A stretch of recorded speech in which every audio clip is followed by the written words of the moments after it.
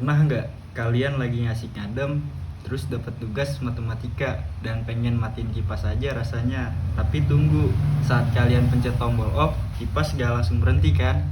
Dia butuh waktu. Nah, waktu itu bukan cuma kebetulan, itu adalah kalkulus.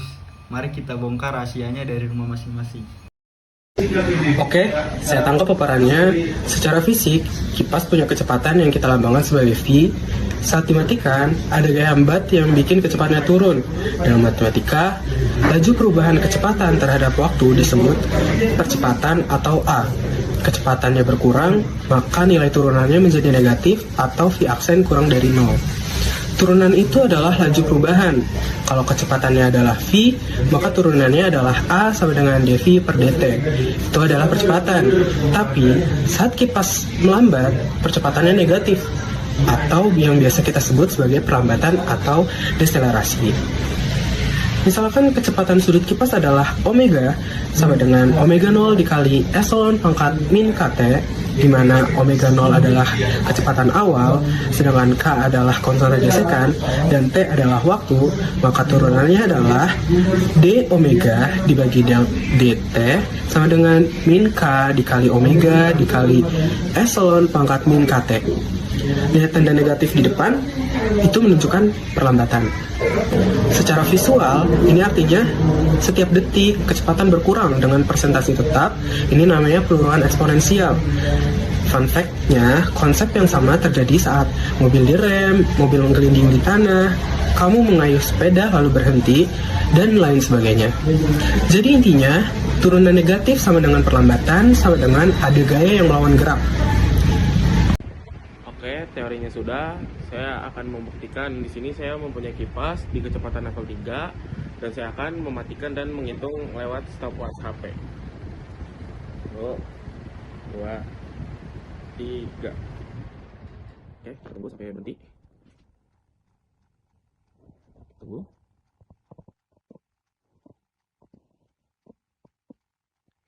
Yap.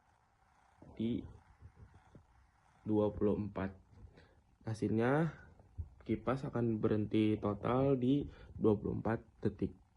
Ingat angkanya ya guys. Kalau tadi level 3, sekarang saya coba level 1. Logikanya, kalau kecepatan awalnya lebih kecil, waktu berhentinya harus lebih singkat kan? Mari kita coba.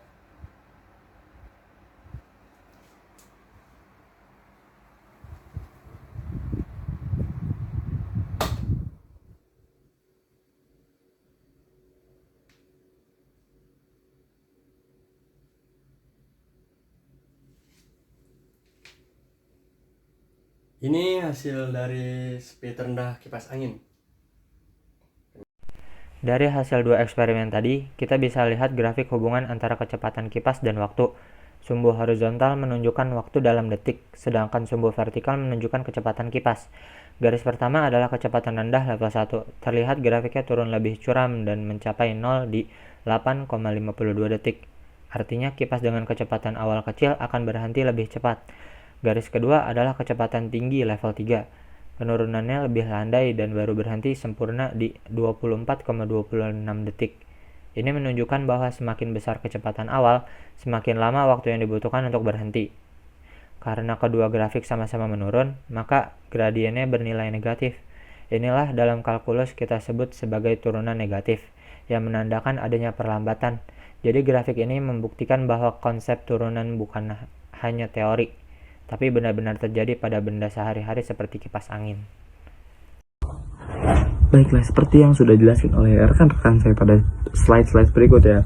Dari hasil percobaan kipas angin tadi bahwa kita dapat simpulkan saat kecepatan kipas angin berkurang terhadap waktu, maka turunannya bernilai negatif. Semakin besar kecepatannya di awal, maka penurunan ini semakin lama waktunya akan berhenti. Maka dan terlihat bahwa gradien penurunan ini membuktikan bahwa kalkulus bukan hanya sekedar teori, melainkan ada dalam kehidupan kita sehari-hari. Bahkan hal sesimpel saat kita menyalakan dan mematikan kipas angin. Sekian penjabaran dan dari materi kali ini. Saya Muhammad Iqbal mewakili rekan-rekan saya sebelumnya. Pamit undur diri. Terima kasih. Bye.